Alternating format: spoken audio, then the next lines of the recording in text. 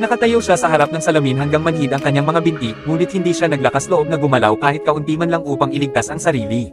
Sapagkat sa likod ng salamin nakatira ang napakaraming hiwaga at nilalang na kakaiba. Sa pagdating ng gabi, lumalabas ang mga ito, ginagaya ang kilos ng mga tao sa labas. Ang kaunting ingay lang, maaari kanilang lapain at pagtira-peresuhin. May mga nagtangkang tumakas mula sa nakakatakot na gubat na ito, ngunit kahit saan sila tumakbo, lagi silang bumabalik sa pinanggalingan. At kapag dumidilim, hinahanap sila ng mga halimaw gamit ang amoy, at walang awa kung pumatay.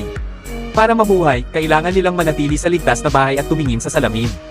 Pero si Lisa, isa sa mga kasamahan, sawang-sawa na sa takot at kaguluhan. Pagkalipas ng ilang araw ng maingat na pagmamarka, isang umaga lumabas si Lisa mula sa bahay dala ang isang maliit na ibon. "Saan ka pupunta?" tanong ng isa. "Uuwi," sagot niya. Laking gulat niya nang walang pumihil sa kanya. Sinundan niya ang mga markang iniwan niya. Naglakad siya ng napakatagal hanggang may liwanag na tila labasan sa harap niya. Sa pag-aakalang malaya na siya, mabilis siyang tumakbo. Ngunit paglabas niya, isa na namang napakalawak na kagubatan ang bumungad. Doon niya naunawaan, hindi niya magagawang makatakas sa isang araw lang. Nang nagsimulang lumunin siya ng kawalan ng pag-asa, biglang lumitaw ang matandang babae mula sa grupo. Ipinaliwanag niyang marami na ang sumubok tulad ni Lisa, at lahat na bigo. Pagdilim, napilitang bumalik si Lisa sa ligtas na bahay.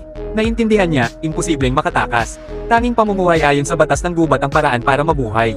Isang araw habang naghahanap ng pagkain, bigla niyang napansin ang isang napakalaking problema. Hindi niya kailanman nakita ang mga misteryosong nilalang. Umiiral lang sila sa kwento ng matandang babae. Marahil, kasinungalingan lang ang lahat. Upang patunayan ito, dinala niya ang mga kasama sa kuta ng halimaw. Dahan-dahan siyang bumaba sa kuweba habang tinutulungan siya ng mga kasama. Pero pagdating sa ilalim, wala siyang nakita ni isang nilalang. Bagkus ay mga gamit at kagamitan ang nasa sahig.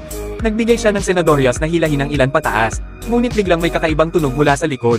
Isang kamay ng halimaw ang lumabas, at napahinto si Lisa sa takot. Buti na lamang at mabilis na nagtapon ng lubid ang kasama niya kaya't muntik na siyang makaligtas. Hindi nila alam na ang ginawa nila ay magdadala ng kapahamakan sa grupo.